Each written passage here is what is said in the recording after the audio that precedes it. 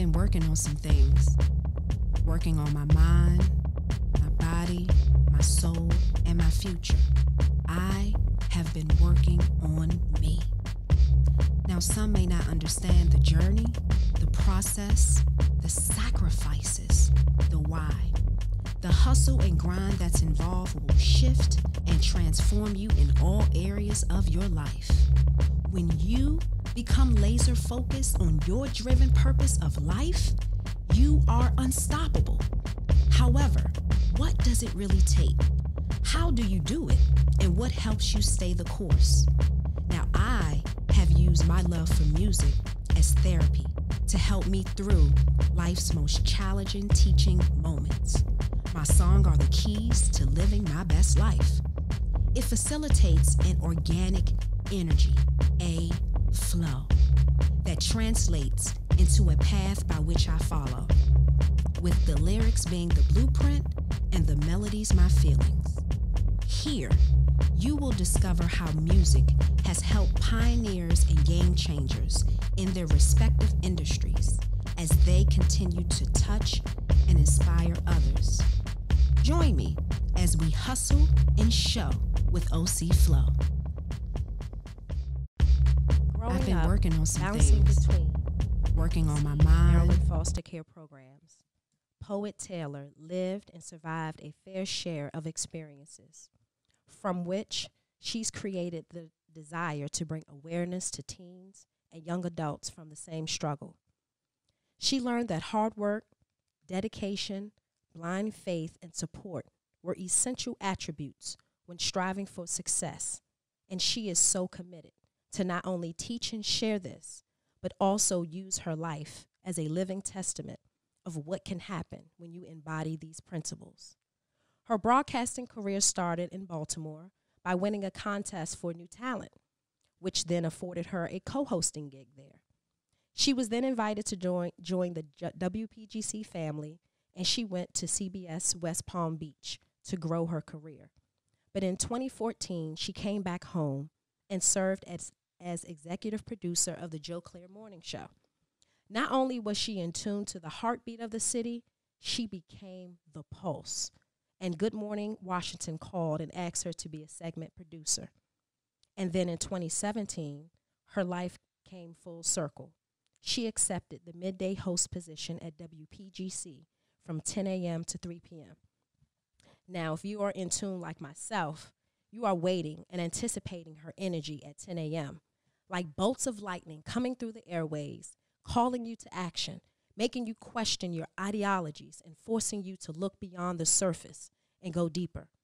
She is always challenging the conscience and lovingly calls us, her people, her community, the village.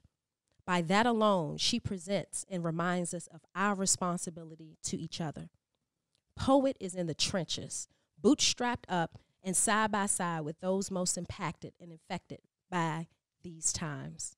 She is called to take part in initiatives that focus on self-love, community, activism, growth, and engagement. And in 2018, she was asked to take on the role of board member for Safe Shores DC, which focuses on helping children affected by trauma. I'm so honored, I'm so blessed, and I'm so excited that she would choose to share space with me today and be on my podcast. Welcome, Poet Taylor, to Hustle and Show with OC Flow. You ever listen to something and thought, I wonder who they're talking about? That person sounds like somebody I'd want to meet. I was talking about you. And it hasn't really set in that you are, so that's a little freaky. Thank you for having me. Yes, I mean, so I kind of get that all the time whenever I do. That's why I love to do my own intros for my guests. I love to do my own intros for my guests because that's like me sprinkling a little piece of myself of what I see in them and what I know about them. I use the bios, but it's really about your action and who you are, and that creates the words that is you. So thank you. Thank you for having me. This is awesome. So please, could you give us a little background on your childhood and growing up? I mentioned that you had bounced between foster care programs. This will be the shortest story ever told. Oh my God. So I was originally born in Detroit, and I was adopted after some situations with my biological family. Ended up being adopted by an abuser and a pedophile. When that went to sugar honey iced tea, I ended up with the pedophile before he ran away when my church members caught on to what he was doing. And that is how I ended up in the foster care system as like a young tween. And then ended up in a foster home at 15 after bouncing around group homes in D.C. Got sent to Maryland because I kept getting in trouble and running away.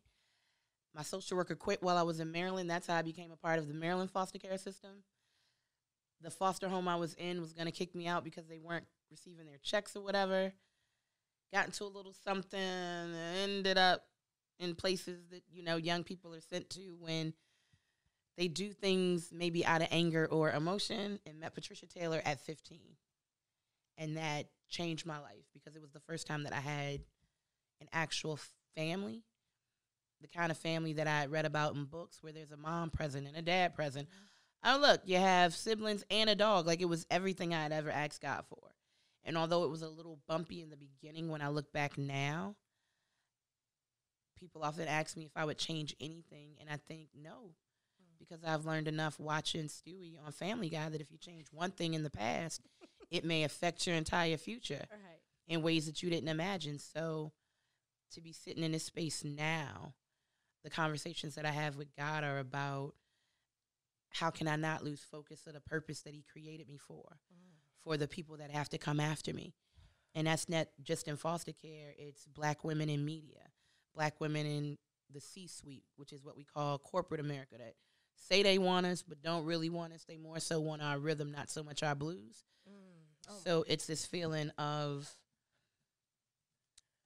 I don't know. I look at my past, and sometimes, if I'm perfectly honest, me and my therapist talk about the conversations that we have about how I'm still here and why I'm still here. If you listen to me, you will know that I take pride in sharing the worst of our stories, the chapters that we would rather keep hidden, because I believe that that's really where our magic and our superpowers lie. If you didn't know that I've been abused, abandoned, and neglected, you might not fully appreciate me, my power, and the space in which I sit, you know? So for me, it's about being me and sharing the most ratchetest parts of my life, parts that still make me cry now.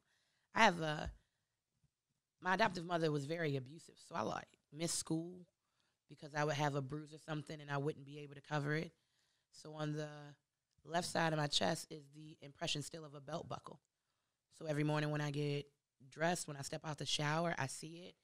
And I'm reminded that I'm fighting for kids who are who were me, that were in these situations and life was happening around you. And because of so much outside noise, people didn't see it. I can remember people teasing me about my hair or having a body odor. I'm not bathing because I think it'll stop my father from touching me. I don't have hair because my mother caught it when she got mad about finding out that my father was touching me. But I'm being bullied in school. So when I stepped into this space where God allowed me this platform to touch people, I needed people to see themselves in each other because we're so far removed from that. I truly believe I'm my brother and my sister's keeper. You met my god brother Tyrese. He was like, "You gonna do a podcast?" I said, "Hell yeah." I said, "She's the next generation of me." I said, so when God moves me, I know that there are people in this space being authentic to their superpower and to each other. And that's really how I get the pleasure of sitting here with you, Divine Intervention, and the fact that I'm one of God's favorites, whether people understand or believe that or not. I know it. And I believe part of my job and journey here is to remind people there's a 1.14 trillion of a chance that you'll be born. I say this every day to people. So no matter what kind of sugar honey iced tea day you're having, there's a 1 in 1.4 trillionth of a chance that you wouldn't even be here. That number means if you are here, even if stuff is just jacked up for you, and I know it can get jacked up. I've been homeless. I've eaten out the trash. I've slept out my car. I've lived in a rooming house. I have had people that I thought would be there for me turn their backs on me after sleeping on my couch for a couple weeks. I walk with this notion of, in the midst of all of that, I'm still standing and I'm still breathing and I'm still living. Then it's because I have to be a walking testimony to someone else. And we have forgotten that part. If you look at life and you think people are so inhumane, we've stopped sharing our walking testimonies. Mm-hmm. We celebrate the new car, the new house, the degree. We don't celebrate the bucket, the bus stops, the late nights, and the no girl, no brunch for me. I got to buy my next set of textbooks. When we get back to sharing that, then it levels the playing field and people don't think they're out here struggling and maintaining alone. That's who I am. And that's what I aspire my presence on this earth to be. That when I die and you're whispering about me at the funeral like we do, and I done been at ones where they be like, good riddance, because that person, ugh. And I've been at ones where they've been like, oh my God, not the way what I had or what I wore. I want the conversations to be about, I remember the time she fed this, I'm going to go feed because she's no longer here to do it. I remember the time that she put me on her podcast and she allowed me to share my gift. I'm going to put somebody on in her honor, in her remembrance. So I didn't mean to make you cry. Okay, so this is a first. I don't even know what to say. Wow, all the stuff I thought I was going to ask, all the things, like my preconceived notions of what this experience was going to be like. I knew it was going to be great. I knew it was going to be awesome. Oh, our energy was awesome at the restaurant over tacos. Yes. I was excited about this. So that's how we met. Can I share that story? Sure. So, closing of Jordan's Bistro a couple of weeks ago. Shout out to Jordan. Temple Hills, what up? He is a Southeast DC native with some of the best food you will ever have in your life. Taco Tuesday. I can't wait till he brings that back next year. He's doing a pop-up in November. Oh, okay. So, I'm there. I'm in the building. I'm going to tell you early because of COVID, when he does his pop-up, can't have a bunch of folks. Got you. I appreciate, see, I get the inside scoop, guys. But so honestly, I walked in Jordan's with my friend, and I heard this voice. And I knew that voice. I knew that voice. And I was like, oh, my God, I know this voice. And I looked at my friend Jay, and I was like, that's Poet. He was like, what? I said, that's Poet from WPGC. Like, oh, my goodness. She's right here in this same space with me. And I remember I was like, okay, God, what do I do? I said, what do I do? I said, I want to ask her to be on my podcast because I feel like this is a rare opportunity. I'm never going to be, like, footsteps away from you, right? And I got scared. And you said something about telling the bad because that's what's relatable. And I've learned that is what has helped me in my journey on this podcast is just being brutally honest. And I got scared. And people that know me are like, what? I know you probably reacting like, Olivia scared? No. Yes, I did. And I said to Jay, Jay, should I ask? He said, yeah, go ahead. And then I got an opportunity because Poet came closer, and we were like side by side with masks, okay? And I said to you, I said, can I ask you a question?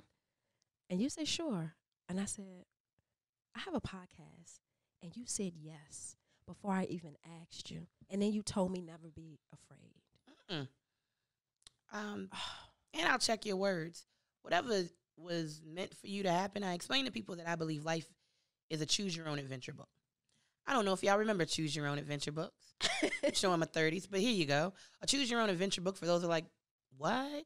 Was a book where you got to a certain page and it said, would you like to eat the apple and go up the stream? Or would it be like, do you want to eat the asparagus and see what the cave brings? It was, depending on what you were reading, it was choose-your-own-adventure. And I believe in my heart of hearts that is what God allows us.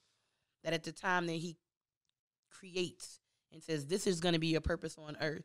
But I know that the devil lives on earth, so I can't renege on my contract with him and how he gets to influence your decisions. Did my dog just lick your foot? He's tearing my toes up, but I'm so sorry.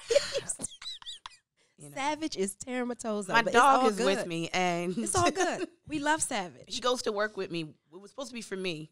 Sidebar. It was supposed to be for me. Turned out that puppy playtime with people who were in an office having to be socially distant changed the energy and the mood of people. Yes. So now I bring him to work 2 or 3 days a week. People play with him, take him out the studio, and run off with him. Makes it like more lighthearted. Yes.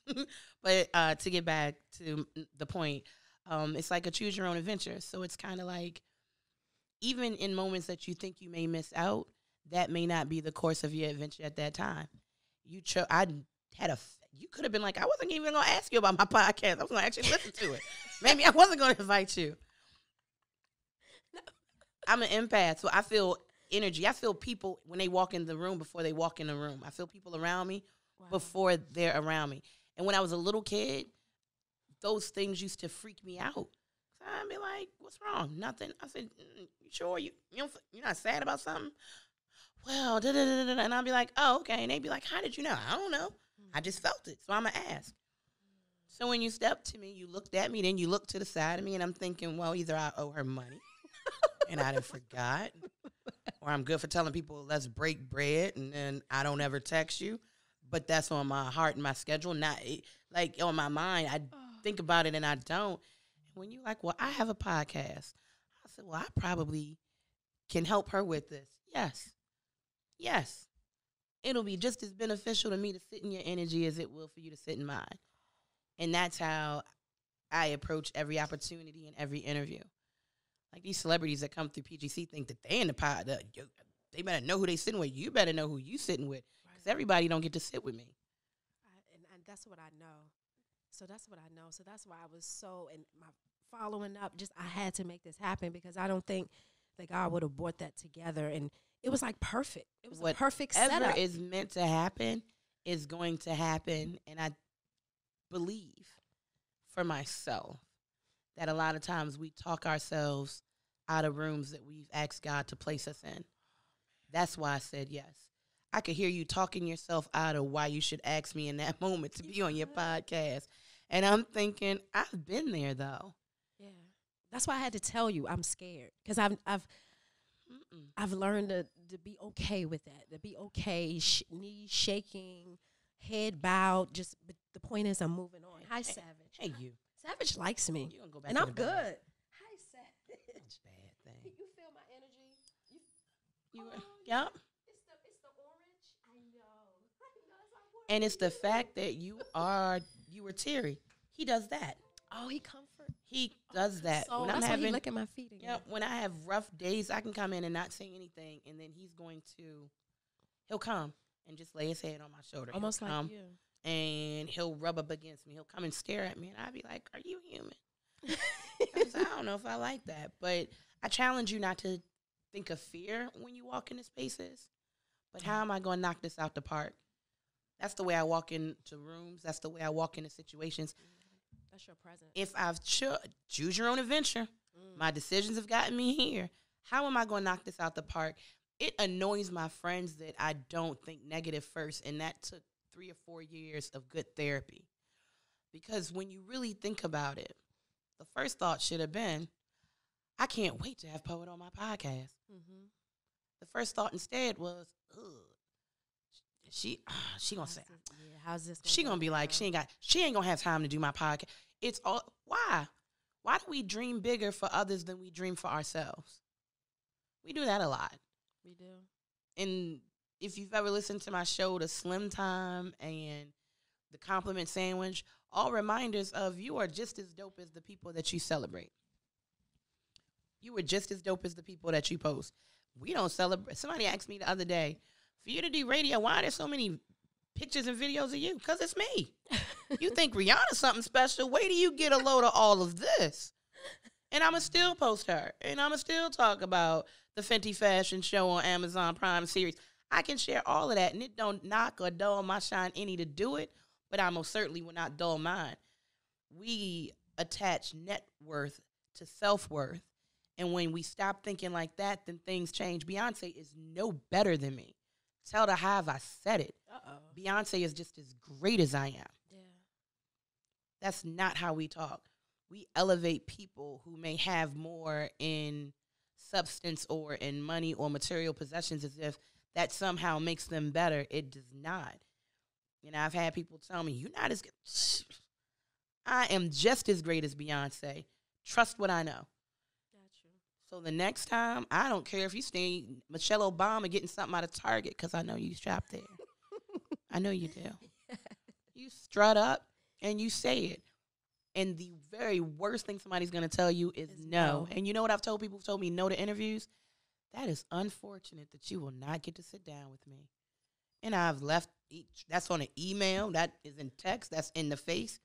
And then 2 or 3 years later, I'm sitting at Essence and people that told me no when they saw no value in me or thought there was no value in me, because I was the girl trying to record an interview on the voice recorder on the phone. It's what I had. I'm in this space. I'm going to make the most of it. I remember you from somewhere, and I have no problem with telling people, yeah, I asked you for an interview at Broccoli City, and you told me no. And you went and you did it with the girl that had the whole light and kit and all of that. I did. Oh, yeah, you did. But it's okay, because look at us now. Yeah. I said, they brought you to my table at Essence. And then people have to sit there and think about that. I know the names of the engineers of my building, and I know the names of the people that clean my building. I know the names of the security guards. I have learned about their wives and their kids. Yeah. My coworker was like, why? I said, why not? Well, you know, you work at PGC. Well, hell, they work in this building. Yeah, they take care of the building. Nobody supersedes anybody. We're all great because if I'm created in God's image, then, well, and if I know that to be about me, then who am I to chip away or to disrespect or to hurt another one of his children and one of his favorites? You know how hard it is to get a job at an R&B station and talk about God and love and friendship in the midst of swallow this, shoot that, Draco, pew, pew. Like, you've been so great at doing it, though. I was told that it would not work. You've been so great. You can't talk more about entertainment. I can. Yeah. But I'm learning that that's kind of all y'all really serve as black people, and I'm going to just be very honest in that, black people. You'll tell me when the sneaker drop. You'll tell me about the album coming out. You'll tell me about the new movie. You will not tell me about grants and scholarships and foundations that are trying to benefit me. And in my mind, I call it edutainment. I can entertain you, but I've got to educate you because you're connected to a tribe that I may never meet. And if I get 30 seconds with you, then we can kiki and hee. But I got to leave you with something that when you touch base with your tribe, you're taking care of them too, because I won't always be here. You won't always be here. And if we're not paying it and nurturing it and planting it forward, then we'll cease to exist in the state that we really, really are supposed to live in the way that God intended. So when did you have such, your presence, your voice, everything about you is larger than life. And I mean that in every great way. When did you first discover that you had this voice? When did you realize you had it? What were some of the things going on? And what was the responsibility, if any, in that moment that you felt? I know that was a loaded question. Not at all. When I could talk up for the girls in my group home to the counselors and explain things that they were trying to explain that they could not. Okay. And then it became more often than not. People don't mind talking to you. I said, okay. And they didn't. Adults, it was funny finding a voice in the midst of not having one. I can help this person. I can help this person. I can help them get the guy. I can help them do this. As I got older, I found that the person you've been fussing with trying to get an extension on your bill will talk to me once and extend it. I learned the language of people. And at the end of the day, when you think human, not labels, because a label will change the way that you would deal with something. And it's one of the strangest things to watch. Oh, my God. A 12-year-old got killed. That's horrible. Oh, my God. A 12-year-old black kid got killed. Well, what were they into? What were they doing? Oh, they probably lived in one of them neighborhoods. Oh, God. A little 12-year-old white boy got killed. Oh, my God. What was it domestic? Was it? And when I started learning that, I said, oh, the way we communicate and talk needs to change a little bit. I want you to be concerned that a 12-year-old got shot. No matter what color. period. And then when we find out, how do we stop that from ever happening again? If I tell you that a woman got raped, if she transgendered or not, should not matter. Right. We should be concerned about a woman getting raped, leaving the metro, trying to walk to her house. So I was probably 11, 12 when I found out that that was my God-given gift. And then I realized the power in that gift, because I also found that I could manipulate people if my voice was a certain octave, if I used certain words. And that was scary to me, to understand that part, that my tone could change how somebody was dealing with somebody, or even me. That's power. And not understanding until maybe my mid-20s not to use that for bad, because of the way that God punished me for doing so. So what made you go the contest? Did you hear about it? Did you see about, like, what made you? Funny story. So growing up in foster care, you get like one or two kind of social workers. One that want to tell you that the sky ain't even the limit, and the one that just need this file off my desk. I need one less case. I ended up with one less case, but I'm God's child. So in hindsight, I know exactly how I ended up with that person. In my mind, I wanted the kind of social worker that want to see me go to independent living and go to college. I got expelled from fighting, from Dunbar in D.C., from Parkville in Maryland, and then Baltimore County schools wouldn't take me, and Baltimore City schools wouldn't take me. So at 15, 16, I'm trying to figure out what to do with my life. They said I'd have to sit out of school a year. I ended up getting my GED. Oh, wow. Scored such a good score that Coppin offered me a scholarship. My social worker at the time was like, well, maybe if we can get you into independent living, but you should really be concerned about having a place and a job when you age out the system. Wow. Depends on what you get. So I go on with, I'm going to have a job. And my mother was like, at 18, we're going to get you your first apartment so you can kind of navigate bill paying and stuff before you turn 21. So if you need to come home, you can, and we can make sure that you're good. In the midst of that, I hear that 92Q in Baltimore is having a contest. I want to be a QJ contest. Now, by now, I am trying to figure out what life looks like. I always call it a half-ass job. At my mother's office, I work for her best friend, who is not the nicest supervisor. And I'm on one of them, you can be late one more time, let me tell you what's going to happen to you. And I'm just like, I'm too young for this. This is a lot of responsibility. I should have not fought, and maybe I'd, be graduating and get to experience prom and walking across the stage. Now, when I talk to kids, I'm like, I'm telling you, if you miss this moment, you're going to regret missing this moment. Regardless of what you do when you leave here, I miss the fact that I didn't get to wear that cap and gown. And I didn't get that. I used to tell myself, I didn't care. Yeah, I did. Stop lying to yourself, little girl. Yeah, you did. I didn't get to get gussied up for prom as I cry as my nieces and nephews get dressed up and we take extra pictures and annoy you. I missed out on that. Yeah. So I hear that they're having this contest. I'm like, I'm going to try out.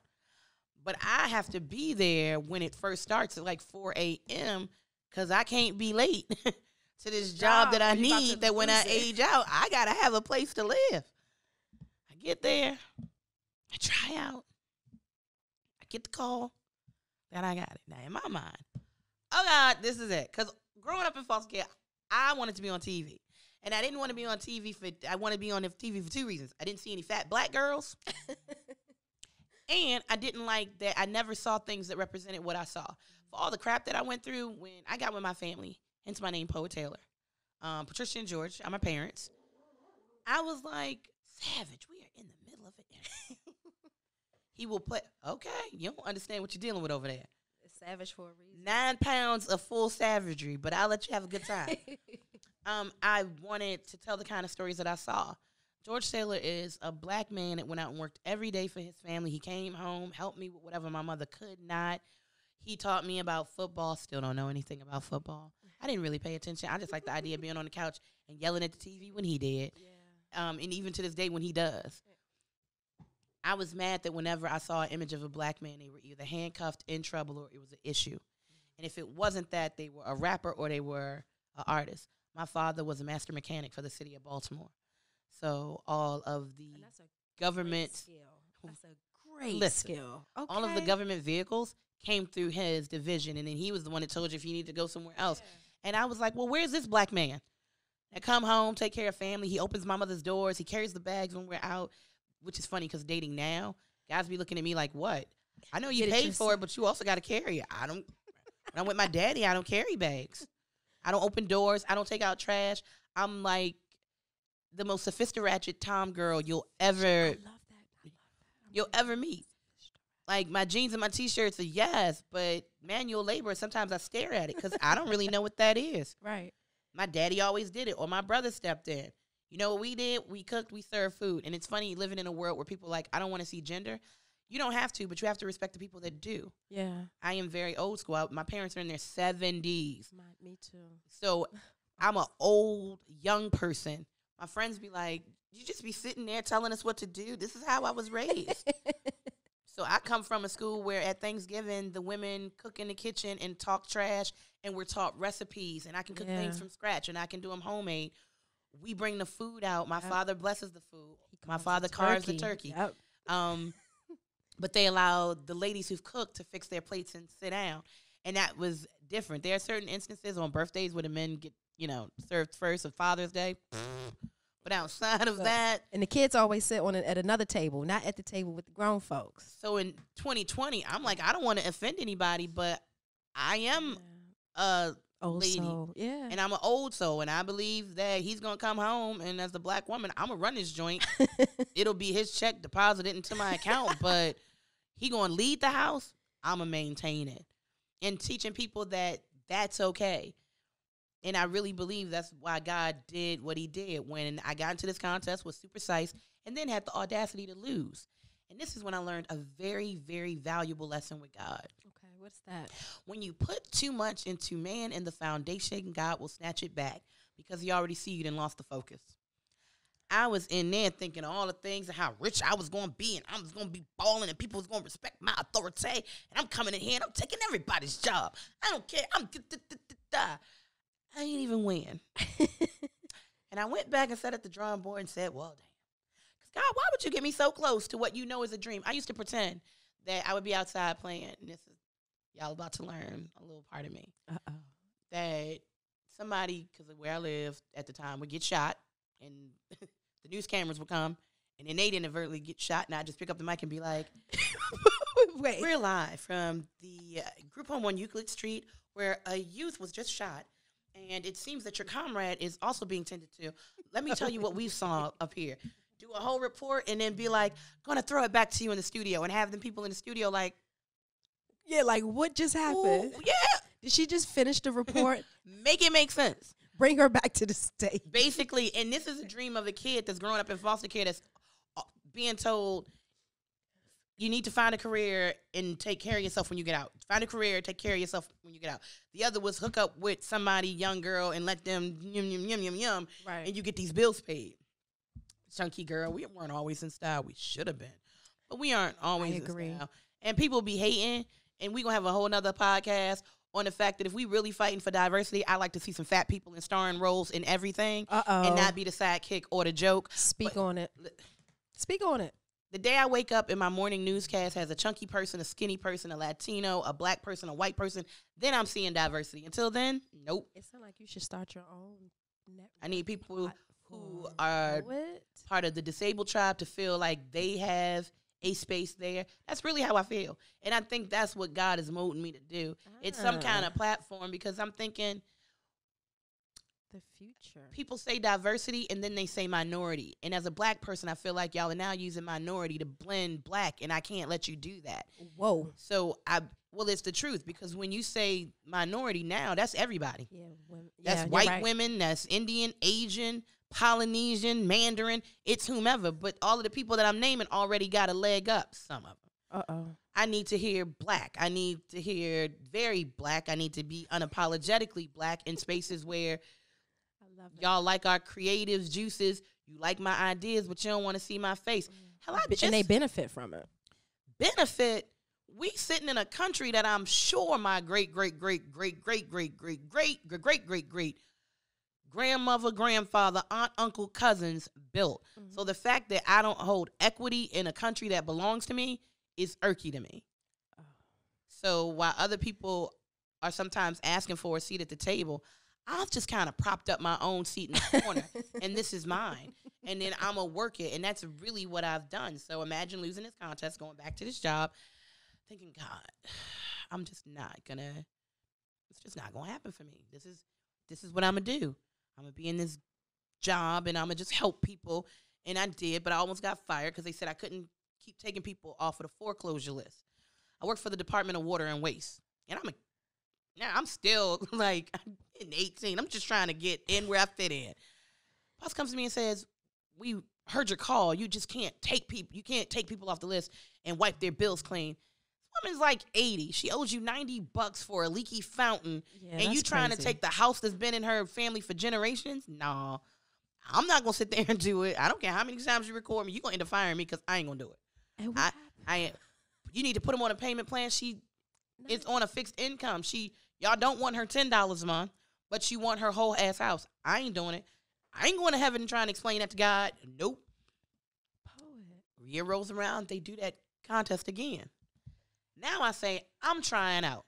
My girlfriend, shout out to Sheikah, my Brooklyn baby, met in our fake college years. She's like, I'm going to drive you because I ain't got no car. Spent the night over her house. She gets sick. At the time, I don't have a legit license. So it's kind of like you can't drive. Like, it was just all these things. I walked from her house on Druid Hill Avenue to this radio station that was on St. Paul Street. How far is that? It took me maybe 45 minutes. Wow. Like, it was a walk. I don't know why I thought it was closer than, thought you was going somewhere and thought it was closer than it was. It was not closer than where it was. So I get there. The line is wrapped around the building. I still got to be at my job by 8:30. Regardless of how this goes. So it went from meeting her at her house at 5. It had to be at least 45 minutes to an hour because by the time I get there, it's like 6 something. And I was a lot chunkier than I am now. So that was a whole walk in the dark through the hood and some good parts. And it was just like, Lord, lines wrapped around the corner. I'm like, well, God, I can't stand in that line. Right. I'm going to be here and I'm going to lose my job. And my mother going to be mad. And then where am I going to live when I turn 21? I can't have this happen. I kid you not. What happened? Standing in line like maybe 10 people from the door is one of my foster sister's ex-boyfriends who I sees me. He's like, what up? Now, my government name is Candace Marie, which I love. I just found that out because I just met my biological mother 2 years ago. That's another story for another podcast. So he's like, Candace, what up, though? And we talking, and he was like, yeah, the winner right here. I said, well, so I got to go to work. Let me cut. And he was like, you can get in front of me because I'm a win. And then I was like, but the people behind you mind? And they was like, girl, get in line. And I managed to cut a line. Yeah. I get in. I audition again. And basically, it was something like this. It was set up, and her podcast space is so welcoming. It was mics. It was 3 judges on that side. It almost felt like American Idol for radio. And then they would play a song. And your goal, they were like, when you feel like it's time for you to talk, say what you're going to say. Okay. This, that, and the third. And I'm sitting there like, okay.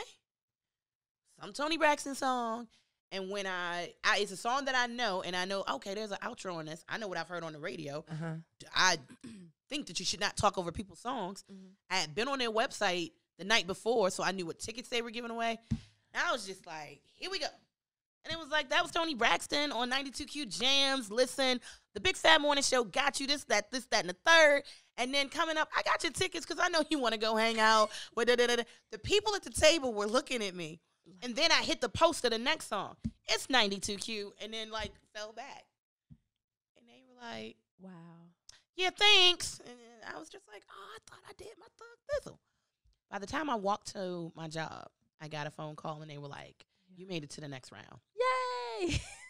I make it to the next round. I am on the air with Conan, and it's kind of like, it was surreal to me that I was having this moment. Yeah. And in the middle of him talking to me and being like, yeah, we're going to go to this song and we're going to come back and da-da-da-da. I had to use the name Poet. People always ask me how I ended up with Poet Taylor. A. Taylor was for Patricia and George. They changed my life, and that is my family. I know biologically they're people that I'm connected to, but I've also learned that that don't make you family. Yeah. The way that you love somebody, love up on them, love into them, pour up on them, check their ass. Oh, sorry. Check their butt. You're fine. Because, we flow. You know what I'm saying? That's family. That is family. You met my god brother, not by blood, by my god sister, who is not by blood. But guess who is on my paperwork and insurance papers? The two people that you met. Yeah. My mother. It's just kind of, it's weird. So he says he's going to commercial, and everything in the studio just stops. And I'm looking at him, and he's looking at me, and he was like, what did you do, Poet? Name was going to be Tigger, but it couldn't be Tigger because of Big Tigger. Yeah, Big Tigger. Then I was going to do Mahogany, but my mother said it sounded like I was a streetwalker. I said, I like Mahogany. She said, I just don't like it. I don't. She said, why can't you just be my little poet? And I was like, oh, okay, lady. If it makes you happy, it makes me happy. So he cuts it off, and he's like, so what you going to do? I said, I don't know what you're going to do, but while you fix that, coming up, Conan has you, and we got a mix coming over. And I said, guess what's going to happen? And he pushes a button. He's like, oh, it's back. Yeah. He cut that mic off, and I cried because I really thought I had broke something. I thought that I did, and I was like, did I? He was like, no, we were testing you, but that was dope. Dope. Yeah, you came through. I won a 6-month internship. Yeah. And towards the end of that internship, the guy that was producing Conan at the time had a party or something, whatever. He ended up like twisting both his ankles or something really strange. Couldn't come to work. They were like, go sit in there with Conan. I did. And about a week after, he said something to me off mic, and I sassed him then. Then he said it on mic, and I sassed him then. We go back and forth, and I'm like, can you go to the next song? Because that's how I got my first radio gig. That's how you got your first radio gig. Got called down to the office, thought I was going to get fired for my internship. And the program director, Deion Summers, of XM now, he was like, listen. Dizzy Deion. I know. Deion Dizzy, yeah. Yes. Should interview him next. He was like, whatever y'all did today, do it again tomorrow. And that's how I got my foot in the door of radio. And it has not been all unicorn farts and rainbows. Child, I had contracts not renewed. I didn't work at Dr. Vision Works and Hopkins and Sinai. In radio, you have all of these side jobs. I've hosted at strip clubs. I've been a bartender. Hey. I worked a night at 7-Eleven, and I do mean a night at 7-Eleven. I don't know who the hell they thought I was, but I told you earlier, I thought I was just going to be the pretty girl at the counter flirting with the hustlers late at night. Listen, being very honest in my truth. You got me opening up boxes in the fridge, and I You had to restock. I was like, and all these men work here? My daddy would never. So it was a one night only. So what ends up happening is I don't stay at 92Q because of situations and circumstances. I won't go into them to protect the integrity of the people that know that they did me wrong in that moment. But look at us now. So I don't even have to rehash that and shade you because what God has done for me speaks that what you're trying to do didn't really work. How did that work out for you? Where are they now? I was about to say, where are they now? Exactly. So with that, I will instead say, for those listening, if you find that you are in a space and you are talented and you feel like there is someone who is just as talented, or maybe because you don't know how dope you are, you feel like they're somehow going to outshine you, don't set them up to fail because of your own self-esteem and your issues. There are a lot of people right now plotting on people that have done nothing but be themselves, and that will be the demise of any dream that you could ever hold to the degree that you would want it. It doesn't work that way. You might hurt that person in that moment, and you might even get whatever you believe that you want in that moment, but it's really not what you want to do, and it's not who you want to be. And people often ask, what would you tell your younger self? To go to the people that got you fired and tell them that?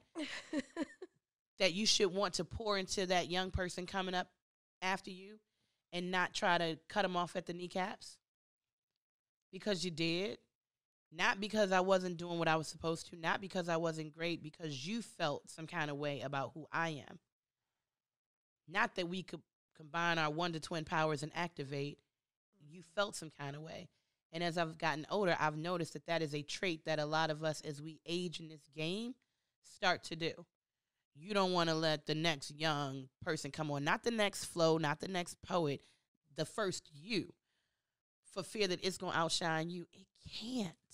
It's enough for It's been enough for everybody. That's why I don't succumb to the Rihanna or Beyonce's. You don't see people telling you Adele or Katy Perry. They celebrate all them hoes. We gonna celebrate all ours too. Everybody gets a piece of this pie. Everybody gets to eat. Our families get to be elevated, and we all good. We've been brainwashed, and we have been fed to believe that that is not the case, and that the introduction of a new energy is a lessening of yours. No, that energy got to be there, because that's what's going to propel you to where you're supposed to be. You're not supposed to be at the same place forever. You're not supposed to be stagnant. You're supposed to grow, and you're supposed to create a welcoming space for the person that has to tend that garden after you, because of the garden that God is about to send you to, that you're going to have to tend to. And we've all walked in the gardens where people were so busy not tending to the garden. Now I got to pull weeds and got to knock down this. It ain't even supposed to be that heavy or that hard. Not supposed to ever tell you no. Telling you no is going to block blessings that I ain't even seen yet. Wow. Not introducing somebody. You ever work somewhere and it's a person that's supposed to show you, half-ass show you, because they already see the writing on the wall, and the writing isn't even that you're going to take their spot. The writing is I'm supposed to, because God did prepare the spot for you, because that's what you've been asking for. I left that place in June. How about it? I left. I was exactly what you're saying is exactly how government. I was a former government employee. I never really talked about it. I never really came out and told anyone, hey, I left government. Yes, I did. I left after 15 years of service, and people would tell me, you're crazy. What about your security, right? The illusion of security. But for those same exact reasons and more, I decided to walk away. And that has been the best decision I've ever made. You better. My whole life. The freedom, changed. The peace of mind. And now I'm in a space where, and I was a manager, and my ideology was I'm training a person behind me to replace me because my sights are greater. But the people above me did not understand that. They felt that I was a threat. And you coming and, no, there was something being prepared for you. I tell you what changed my life. I kid you not. So the abridged version, because I'm not even sure how long this podcast is.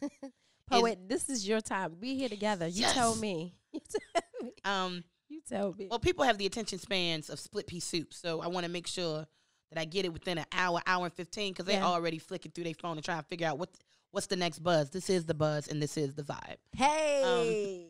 So what ended up happening was, fast forward, where was I working? Dr. Vision Works. I get a call from Reggie Rouse, who, unbeknownst to me, so let me tell you why. Okay, I'm going to tell you the part of the story first. I keep getting this phone call from a 404 number. I've Googled, and I found out that's Atlanta. I said, okay, I'm not going. Must be a bill collector, because some of my bills aren't paid at this time. I don't answer it. I get a call again. I don't answer it. I get a voicemail. Hey, this is Reggie Rouse. I need for you to give me a call back. You know, to this day, he says that he doesn't believe it, but I believe that he says he doesn't believe this. He doesn't remember the story, because it will show that I'm one of your favorites. And it's okay, because all parents have a favorite. They're not supposed to announce it. But I believe it was divine intervention. I saw him when I was in Atlanta a couple months ago. He was like, I don't remember that. Well, how do you think I met Angelique Austin at WPGC? I most certainly did not call her. I was not applying for radio gigs for real anymore. I was not on air anywhere outside of like my homeboy's internet station. I said, so who do you think made the call for me to even get an interview there? Sir. Selective memory. I get there, and they're like, we ain't really got nothing but overnights and maybe a weekend shift. Maybe, and not really, because we got a full roster of people. I take it. I live in Baltimore at the time. And as we know, WPGC is on this side of 95. That commute. My shift was 2 a.m. to 6 a.m. I also worked from 8 a.m. to 5:30 p.m.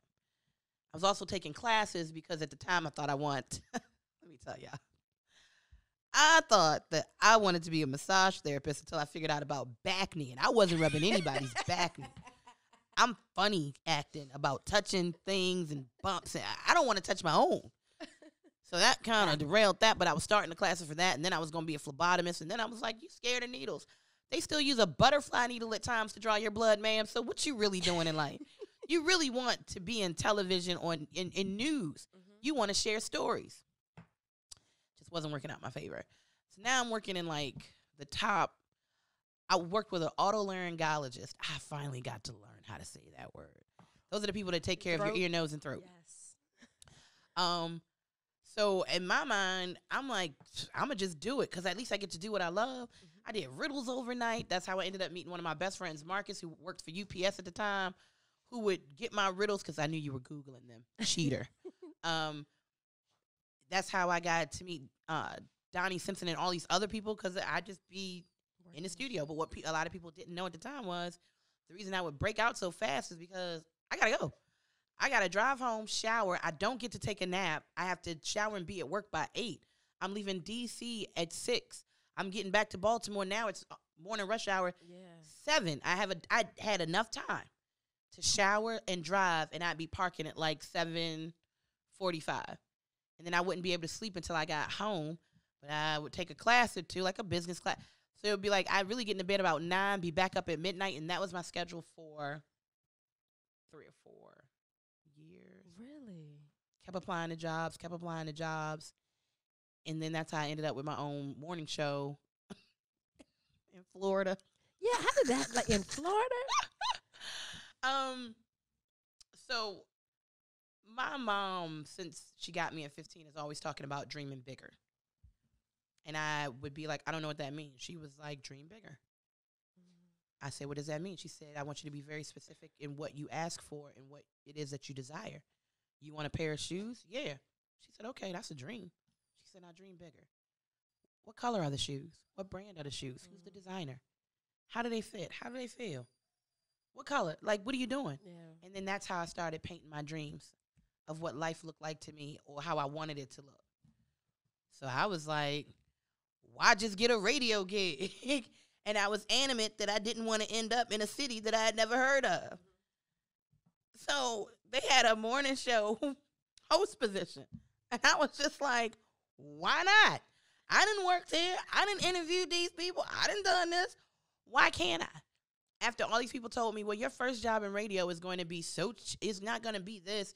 And don't be expecting afternoon drive or this or that. And I was like, why can't I? The looks on people's faces when I was like, I'm leaving to go to Florida. I announced it at a birthday party. Say, hey, y'all, I know this is a birthday celebration. I'm also moving to Florida in 2 weeks. And I did, with bags of clothes. I left all of my furniture. I left all of my stuff, left TVs. I packed summer clothes because I was going to Florida. All I knew was that I'd be in a hotel for 3 months while I tried to find a place to live. And I wasn't savvy. See, lesson number 2 you should get from this podcast, ask an expert. There were people around me that could have looked at my contract, looked at things to make sure I was good, and I felt like I needed to get it done on my own. So there were things that I should have asked that I didn't. I am a personality that won a contest. I am a talent that won a contest. So the normal schooling, like y'all do understand, Village, that I don't hold any college degrees, not in journalism, not in broadcasting, not in any of that. I am self-taught in radio and television production, YouTube, and used books. And thank you, bookstores that sell used books. And people on the internet that'll sell you books. And YouTube tutorials that'll teach you what to do when you got to do, like, FCC things and all kinds of, this is an emergency, bro. Yeah, alerts. You can Google all of that. You sure can. So for me, it was kind of like, all right, I'm going to Florida. Get to Florida and find out not only am I part of a show, the show will be featured around you. So you're going to be the host and you're going to run the board. And then it seems that you know how to do production and create things and donuts for the morning show. So that'll also be you. We'll up your money. And I'm like, I found my dream job. Do you know, maybe 2 months later, I found out that they were selling that station. God was like, nope. Let me tell you how this works. So in order to, why are there 3 bugs on your camera? Oh, no, you don't do that. Where did they cut this? I don't know, but that was just good things come in 3s. That's awesome. So now I'm in Florida. I've given up my place. I left Sinai twice to pursue radio, and each time Sinai took me back. Oh, my goodness. I'd already reached out to my boss like, listen, they done set me up. No wonder my newbie ass got this job. They just needed to raise the ratings to make the station look better for the sale. So here I am thinking, yeah. And it was still dope because I got a year and a half in Florida. What I didn't have was a contract that I had properly read that I'm thinking that if they sell the station and I don't get my job, they got to pay me out the rest of my contract. Nope, because it was missing one sentence that would allow that to be the case. So instead, I was told you're going to get a severance package, and it's based on how many years you've been here. You've only been here a year. Here's 30 days worth of severance. Pew, pew. What did we learn, Village? Read the contract, ask an expert. There are a lot of your friends that may not be lawyers or something, but they might understand words and things that you don't. Yeah. And I think, wow, had I read that with somebody and not been afraid to share that I didn't know something, that changed my life. That experience changed my life. I've never been afraid to ask for something or ask about something that I did not know. In a room full of people, in a room by myself, if I don't know it, I am going to ask an expert. How does this work? I talk to my engineers at the station all the time. Well, how would I do this? My videographer that films me for Dish Nation. How do you do that? How do I put that together? Mm-hmm. And you know what I found out, people? People will show you. They sure will. They'll share. I know what you think. I know how you think. And that people don't want to help you because, surprise, you've been told no so many times that people have gassed you up. Oh, I got you, and then don't answer. So now I'm trying to figure out what you're going to do with your life. You ain't got no place to live. You got a car that is on its last leg that you're paying for, but it was a sunroof in Florida. So I ain't care. I ended up packing up all my stuff with my little severance check. I'm saying I'm going home. Because if I'm going to be down and out, I need to be somewhere where I'm safe. Could I thrive in Florida? I'm almost for certain that I can. There's nothing that I don't think I can accomplish. At that time, I wanted my mother to hug me. My sister had a baby while I was gone. It was just a lot. And I felt like I was missing out on life. I stopped in North Carolina to see my best friend of 20 years, Kimmy, with all this stuff in my car. It's like, this is hilarious to me. And she's like, so what are you going to do? I said, I don't know. I said, I'm just going to stop here, hang out here for a couple weeks, and then we're going to figure out what I'm going to do. In the time that I was in North Carolina, that's how I set up my job back at Sinai. My old coworker, girl, I got this townhouse in Rosedale. You can come stay here. I got an extra room. You can pay me this much a month, and you ain't even got to pay me the first 2 months. Just come get comfortable, and then we'll pick up here. And then when you're ready to go, it's her. She's like, it's my house. I don't care. I was like, oh, okay. What did we learn in this lesson, Village? Asking God shall provide. It may not look how you want it to look. It may not be in the space that you think it should be. But it is with intent that I ask God for things. For today, please don't let me be late for this girl's podcast. This is important to her, and it's important to me. I'm late all the time. I am your late friend. My sister's telling me a half an hour before for reservations, and I'm still late, but maybe now by 15 minutes and not a whole hour. And you know what I'm doing most of the time? Helping somebody. Doing something that don't have nothing to do. Come, fat boy. Come on. He went, mama. He want to be seen. There you go, Mom. There you go. Please don't lick that. This is mine. Sorry. No, you're fine.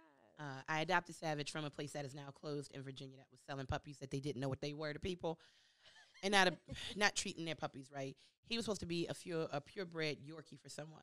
He is a Maltese and a Yorkie, so he's a Morkie who's now standing on your table and trying to give me puppy kisses. This is really what he was whining to do. I know. He just wanted to explore. You want to get in there? There you go. That's a cute. Aww. There you go. Aww. Don't size him. Do not. We had a moment. We did. Like, he's a really good dog. Like, he's my companion. We can't play. Sir. So I tell that to say, ask for what you want. Because up until that point, it's amazing the things you learn in your 20s. Because I'm just like, damn. Had I asked God for this? And for that? And I could have asked for this? Because when I started asking and really believing and laying it at God's feet and walking away, doors and windows, attics, trunks, everything started opening. And I didn't know what it was. It's why me and God are, forget the main line. Like, that's my homeboy, my buddy, my girlfriend, all of it, my everything. Yeah. And when I'm on air, I share these stories because I was told at the time that I couldn't bring God to hip hop and R&B radio. And I'm like, I know we got a gospel show. The wonderful Reverend Tony Lee of Community of Hope, my church, is doing that. I said, but I know I think there are more people like me than you realize that twerk to Saweetie Tap In and can give honor to God and bless people. That can feed the homeless on a Sunday morning and be at a day party Sunday night. I mean, why not? And that's when I realized, you know what? My brand is going to be me. As is, stretch marks, lisp, gap tooth, chunky, love handles, curse like a sailor, eat a lot of oysters. I was going to be me, and I was going to create a cool table for all of us. You've done that. And that is how we get to this moment where this is really the abridged version. I keep telling y'all this. Honestly, because there are a few other things, like how the day before I was going to put down for my apartment that I live in right now, because I was the executive producer of the Joe Clair Morning Show, I got laid off due to budgets. Got offered an internship at a city open party that evening when I told people that I was cool with that I had just gotten laid off today. They said, that's wonderful news. Come on over. Michael Aiken, Link Strategic Partners, is still my mentor to this day. We just had whiskey on his porch yesterday and swapped stories. He's always asking, how can he help me evolve and what is it that I want to do next? And I sat there thinking, how is me getting laid off a wonderful thing? And he was like, you have to look at your situations. He said, you can look at any situation you're going through as good, bad, and ugly. He said, I'm talking about good, bad, and ugly. He said, we go through things and we absorb all the bad and don't take anything out of it. Not how strong we are because we made it through. Not how resilient we are because we thought our way through. Not how we outsmarted the devil trying to stop us. He said, we will only focus on the most negative of things. He said, I want you to get into the habit of learning how to find the good in some of your most bad. He said, because that's going to be the rope that pulls you out of that. He said, a lot of times we get in the bad and we can't see the rope that's going to get us out because we've allowed the bad to consume us. He said, you get sick.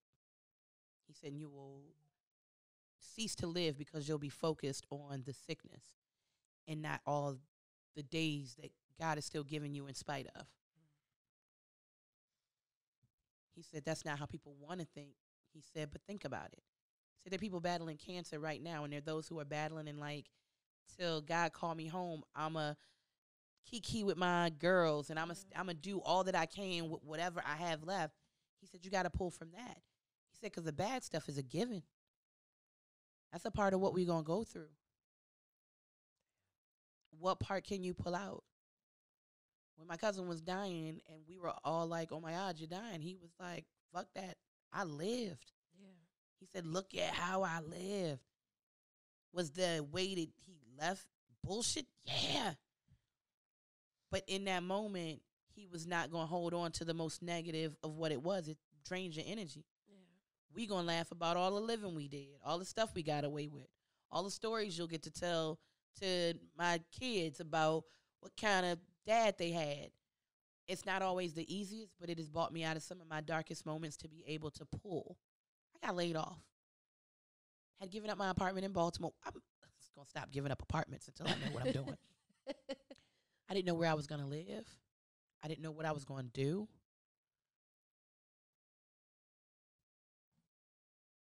Got that job at City Open and ended up with a job at ABC 7.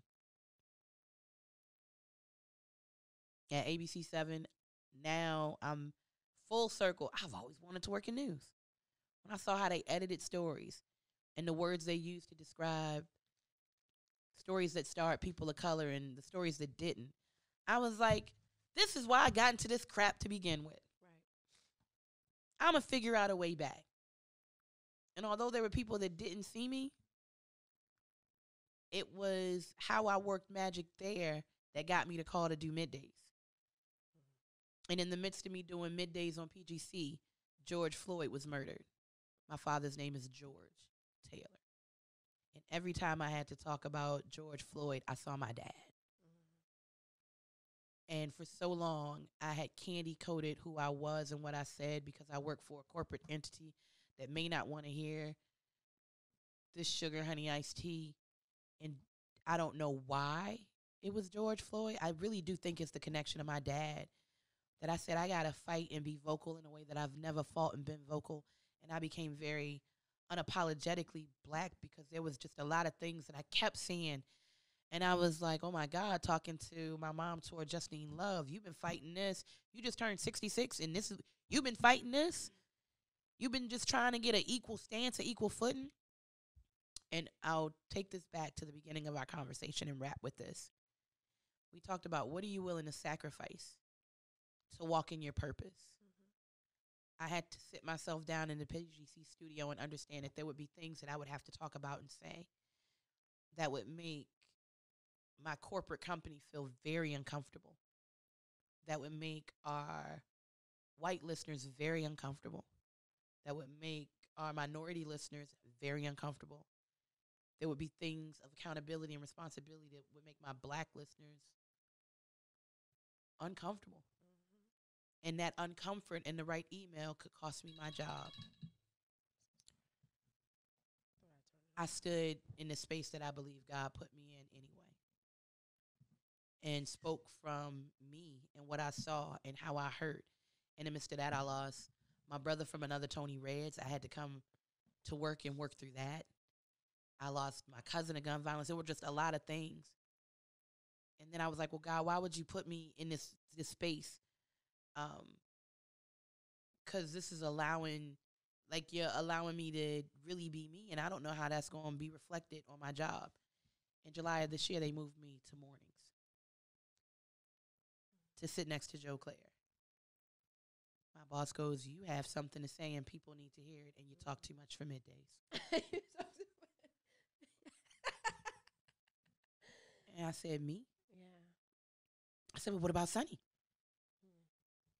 Both of my bosses laughed. They said, we said that before you came in here.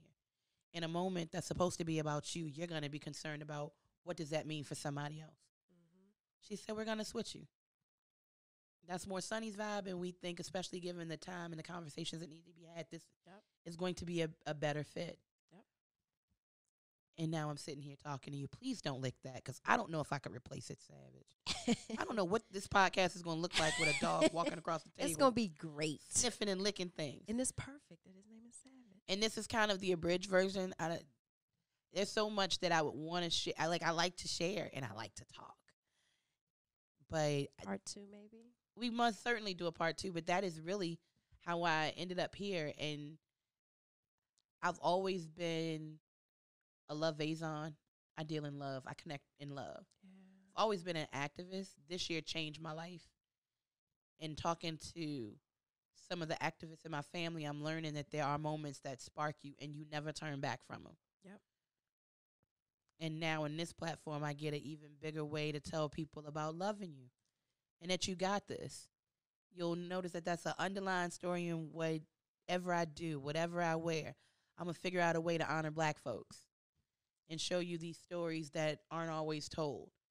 That a woman started a coding class and she does free classes throughout the month for people that ain't got it and knows that got it, pay for it.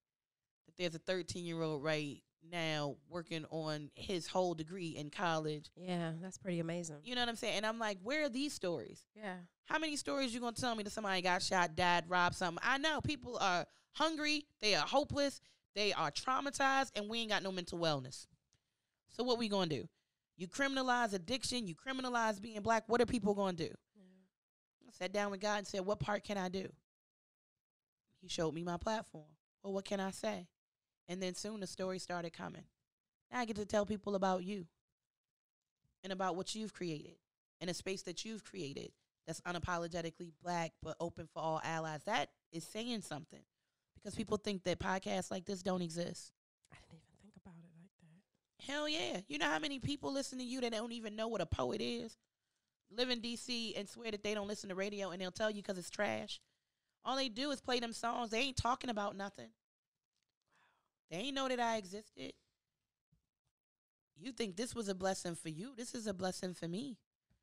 Because somebody listening to this is going to be like, you know, wherever they are.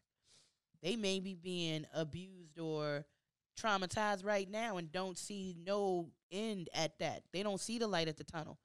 I'm here to tell them I'm a walking testimony of the light at the tunnel, even with the battle wounds and the scars. And people need to hear that. We don't tell it enough. No, We celebrate the good. I'll celebrate my new body and my new car, and not the old needs that got me to the new body, not the old car that got me through. They'll celebrate you when you sitting in New York in this top of the line studio and y'all are doing this. Right. We got to tell them about when you had to be in this space. Yeah, when I'm using my husband's office. Man, I do. I just pull up. I tell people I pull up. I get a link. We could just pull up and we'll talk and we'll have a conversation. Girl, we could have did this on my couch on my dining room table, and I would have cooked for y'all. We'll see. You don't understand how I invite people. It's funny to be in a space that is very celebrity driven, Mm-hmm. and then people meet me and they feel like she can't really be like that. Yeah, I was telling my team, Dylan, I was like, Dylan, big deal. You know, like, this is a big deal. We need to office. I was trying to think of somewhere professional. I was going to ask my friend to use his studio. You should have just called me, and I would have been like, girl, meet me at Bonchon. We're going to sit right in the back because it ain't a lot of people there during this time of day. We're going to have some of that double fried chicken, and we're going to have a good time. So interestingly enough, you mentioned love. And to be quite honest, that was my first single that I released from my co-owned record label with G-Note the artist. We have a label called Music for the Future. And in trying to figure out what would be the theme, the experience that I wanted to take people through for like my first release, my single was called Love Calls for Me. And in it, I talk about how someone had given up on love and they're totally down and out on love, but how it keeps calling. And I wanted love to serve as a metaphor for God, for your family, for a pet. Like, my visions that I had for my first video is not what I actually put out, of course, but I wanted to show situations in which love was calling. And one of them was with my girlfriend and her pet dog. And Milo, Amina and Milo. Like, this was what it was supposed to be. I think you want to play fair. But no, and so I start with love as well. And I always tell people to lead with love, lead with compassion, lead with empathy. Every new conversation for me is a new opportunity to learn something. My friend told me yesterday, he said, if you're not learning something every day, Olivia, I don't know what you're doing. I really don't know what you're doing. So to hear all of this, and that's why I guess I get so emotional, is because it's almost like it's confirmation. Because I was told you have to hear something 7 different ways, 7 different times by 7 different people. And sometimes that means 70, 700, 7,000. And I'm hearing it again. And just as my relationship, my contract, I mean, full disclosure is ending and coming to a close with Podtex. And it's about, do I want to keep doing this? Are people really listening? Are people paying attention? Well, guess what? I know they are. I know they are because of the comments, because of the feedback. And in the beginning, it was silent.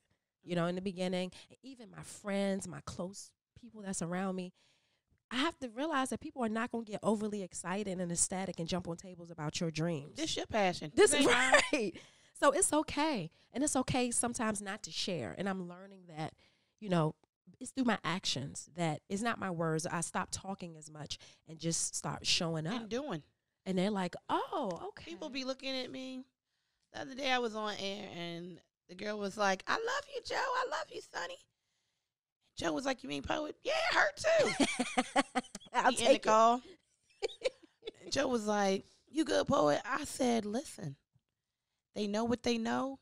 I said, when they're supposed to know me in the way that they're supposed to know me, trust me, they will. Yeah. Today I had a woman when we were giving away a gift card and we have to get their information. And then I was like, so somebody will call you from promotion. She was like, is this like Poet?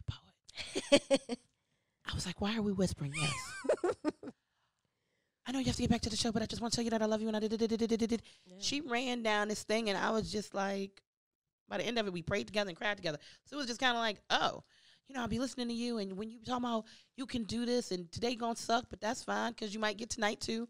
This, that, and the third. Telling people, be mindful of how you leave people, because it might be the last time you interact. And what do you want to leave people with? So I love that you leave in love, because, you know me, be a blessing, not a bother. And when I tell people the truth, when you are truly treating people how you want to be treated, your life changes. Mm-hmm. It's one thing to say it, and that's our final lesson, Village, for this podcast.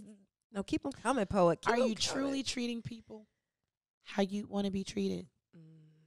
When you just flip off the bird at that old lady that you got off.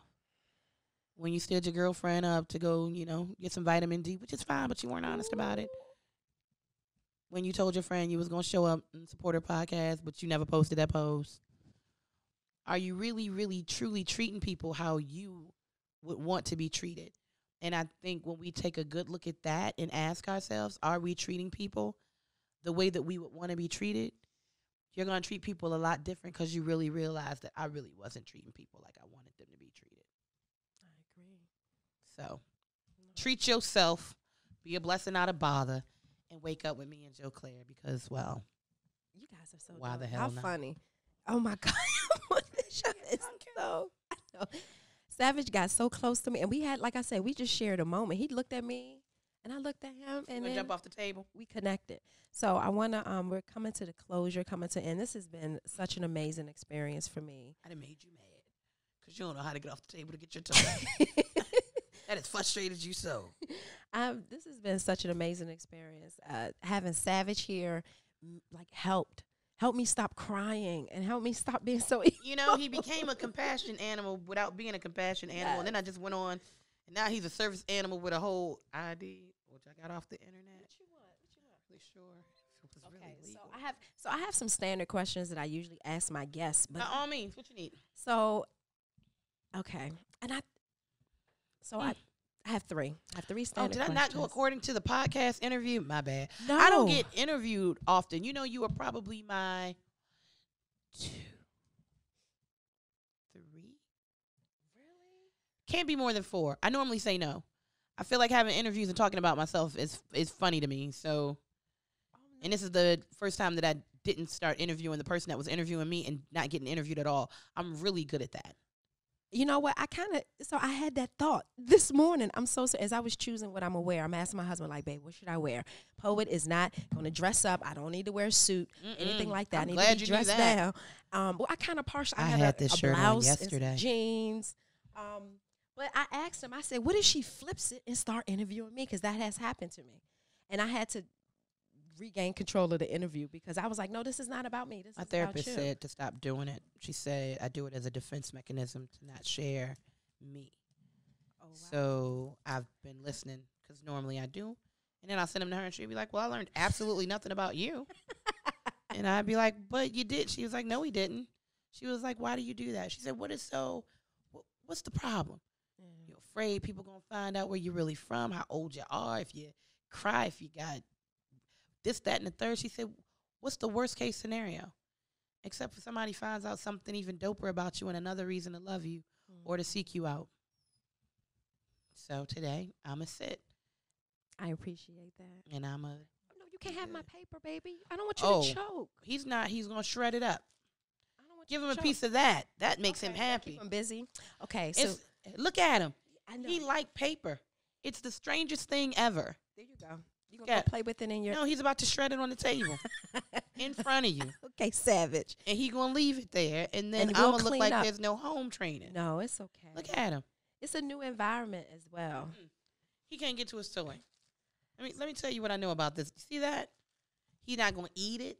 He not gonna He just swallow needs it? something. He need to be busy. That's just like kids. Same thing He with is kids. spoiled rotten. Hey, buddy. Sit. Get in your bag. In the bag. Uh-oh. In the bag. Sit down.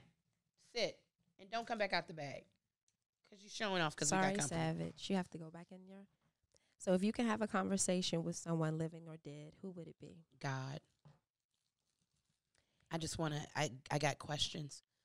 I want to know, because I know he know how many times we done changed the Bible to suit man and not him. Uh-oh. So I would want to have Any a conversation. revisions? Yeah. Like, I'm sure that this Bible is, listen, and I really do believe that God is a woman, just thinking in the space of creating and what creates. So I've been changing and saying she. I say he a lot because God has always been presented as a he, not necessarily as just a God. So when I think of creation and what could give birth to an entire situation, I think a nation, women, a whole world, a and globe. then I think her sister is Mother Nature, and then that's how that goes.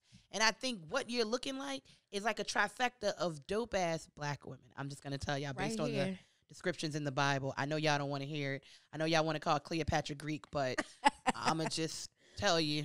Poet, I'm with you. I've always said God was a woman. And I actually, when I refer to God as well, and even refer to my goddess self. Yep. Because we're made in the same image and likeness, right? I always tell people I'm just a reflection of who you are.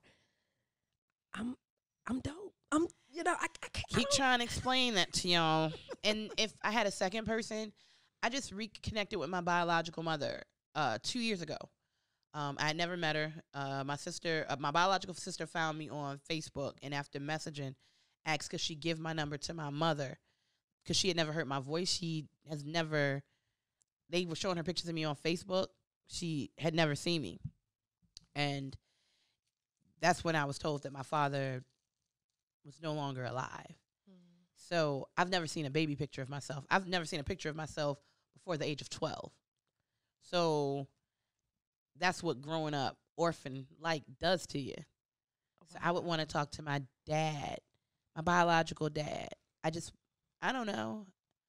Why not? Yeah, you just kind of want to be like, what made you look at my mom? And like, obviously you're not here, so what's heaven like? Because I spoke to God, but she was kind of being iffy. Do I get in my own condo? Can I still drink Hennessy in heaven? That's really why I want to talk to God. Is weed okay there? Like, I just want to know. It's from the earth. That's what I'm thinking. I'm thinking sometimes some of them smoking sessions in the Bible were really, kind of ciphers were y'all doing. Somebody presented that idea to me as well.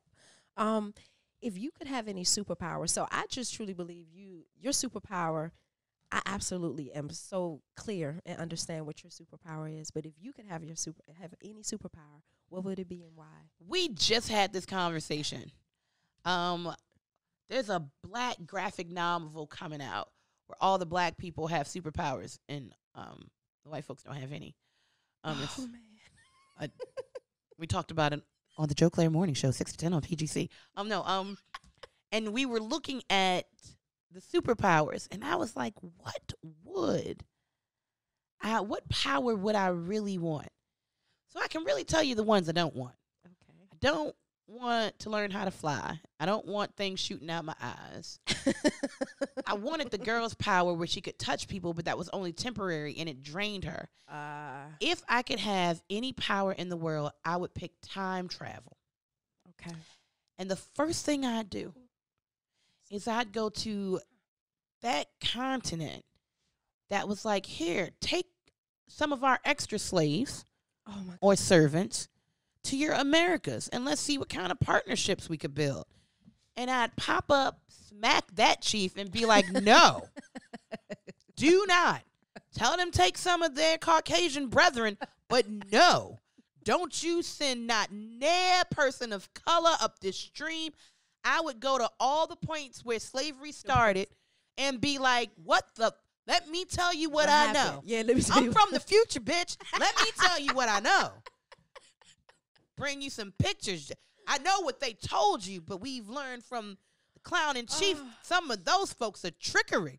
They done told you that we gonna be good, but we not. We are not gonna be good. Could you imagine the power in that? What this world would be like and look like? What the United States would look like? I couldn't. And what black people would look like as a people if this, which has set the trend for so much, and for all that we're fighting, I understand that it'll probably be another 400 years before we fit. God forgive me if it's 400.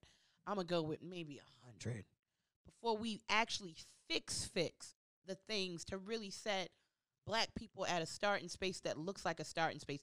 I really believe in this generation of young people. Young people, I'm going to tell you this right now. And I know what the folks are saying to you. Man, F them. If they showed half as much compassion about systemic racism as they did the buildings and the broken windows, we wouldn't even be having to have these conversations. Keep the same energy all the way around. So there you go. My superpower would be time travel. Don't you put nobody on that boat. Stop. And I come here to whatever black people were here and be like, listen, Them fools is angry. They gonna come try to burn this down. Meet them at the street and be like, no. I'd right so many historical wrongs. Our statues would be different. Our schools would be named after different people. Yeah. I just think the world would be completely different. And while we're on this, I don't know how many people are going to hear this because you got reach. Listen, if you are fighting the changes that you see happening, I need for you to just sit down and ask yourself, why? Why am I fighting bigots being celebrated and being on buildings? Why am I fighting a flag that has nothing to do more so with my history or the history that could have been had they won? What are you saying? I'm not going to tell you be on the wrong side of history because you believe what you believe. But if you are fighting the things that make us the dope people we're supposed to be, you should really ask yourself why. What else you got for it? I told you he going to keep coming back. Y'all don't understand. I tried to do, oh, God. No, he licked your face. Yeah, he just licked me on my, and it was the cutest thing. Okay. So what can we expect from you in the future? These nuts. No, I'm joking. I'm joking. That's not. And how can people connect with you? What can you expect from me in the future? So I've been toying with the idea of doing this weekly video show called Make It Make Sense.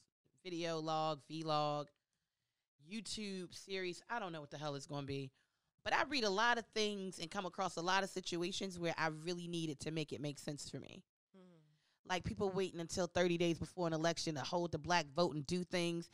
Technically, you should have kept that energy back when there were 30 people running to be your Democratic nominee, where you could have kind of put that money to, we're going to have a town hall with everybody running, and y'all get to ask them what y'all need to know. So I've been toying with the idea of that, and if you ask my mother, I'm supposed to be on television waking you up in the morning as well. Oh, absolutely. She believes that I, at some point, will end up with my own TV show. I believe that. And I'm telling y'all now, I'm coming for that 11 o'clock slot because I'm going to be rocking 6 to 10 with Joe Clair until we can't ride it no more. We are exactly what the DMV needed. Absolutely. That they didn't even know that they needed. And if you listen to us once, then you'll understand why. I said that what did I say in the intro? I said that you were in tune with the heartbeat and became the pulse. I like that. I want to put that on a T-shirt. That's the other thing I'm working on. People always like my shirts. And then I figured out that a lot of people were making money off shirts that I was wearing that were theirs. So I finally got my articles of incorporation. My accountant got that. I don't know what that is. Yeah. Because I want to start a clothing line called The Village. And our tagline is Think Human, Not Labels. I love that. So a lot of the things that you'll see, a lot of the things that you'll read on our shirts and sweaty hoodies and stuff will be into that. Can I come up with some sayings for you? I don't know, because you don't look like you're cheap. That shirt is expensive looking. So is that bad? I don't know, because you might give me some designs and then be like, I need a 40-40 split. What did you just say about God and believing in God? And having faith? Because I just came up with that. I'm really good with stuff like that. You see how she done just mellowed in on my T-shirt line? I'm just saying, I have lots of sayings. And you know what? Yep. But I need them all, though. So the way that I figured that I would do it is do some kind of a collaboration with folks like you and other folks that are creatives. And then it'd be like, you know how you be seeing all these collabos now? Yeah. Yeah. I would love that. I got sayings out. And then have a little signature of you. So on the shirts that are part of the collection, there's your signature. And then maybe we split that 60-40. I don't know. Oh, wow. She said that's a whole conversation offline, y'all. Yeah, we got to have. Yo, let me tell you, I guess the final thing for today. Okay. If people believe in your worth, they will be willing to invest in it. Now, will that investment look super big? Sometimes no, because all budgets and monies and things ain't the same. But people that believe in what you do are not going to come to you and just siphon ideas and pick your brain and do whole campaigns for free. Whether you offer them dinner on you or $50 here or the promise that we going to link up and do something later, if people truly believe in what you are presenting and offering, they will invest in you. What that investment looks like, we never really know, but they're going to be willing to invest in you and not use you. So there you go. Wow. How's that? That was like the perfect ending to this ultimate experience. I absolutely know that all of the listeners have been transformed. Like, I know you had to have been shifted in somehow, some way, whether it was mind, body, or soul. The flow of Poet, the flow of the hustle and show, it had to ignite you and invigorate you in some way. And I hope that that will definitely resonate with you and call you into action. Unfortunately, we're out of time. I want to thank Poet Taylor. I want to thank Savage. I want to thank my audio engineer, Dylan. I want to thank my podtext team so much for supporting me in this interview. This was one of the best interviews I've ever done. I'm so grateful to Poet. Oh my goodness. She has, and she said she don't know what I did for her, but she don't know what she's done for me. A little young black girl with big dreams from Washington, D.C. Grew up with body image issues, being bullied, all types of things and being told no my whole life on a lot of things. So I'm now stepping boldly out into the world, using my gifts. Thank you so much. Using my gifts and my talents that God gave me. So she encouraged, like, guys, just tune in, so listen to the episode again if you have to. There are certain parts that I definitely need to listen to in the mornings. But if nonetheless, you can always catch her with Joe Clair, WPGC 95.5 in the mornings from 6 a.m. to 10. She is going to make you be uncomfortable, but guess what? You have to be uncomfortable. We call it edutainment. It's fun. Edutainment. We talked about a mask that smells like fried chicken today. But we also talked about your trash-ass governor writing in Ronald Reagan. So, Maryland, it's a little bit of everything. So trash. You really are trash for that write-in. Trash. You're trash. Thank you again. And remember, to all my listeners, when fear shows up, remember that I am enough, I have enough, and I'm more than enough. I want you to say that to yourselves. Thank you. Thank you. Hustle and Show with OC Flow.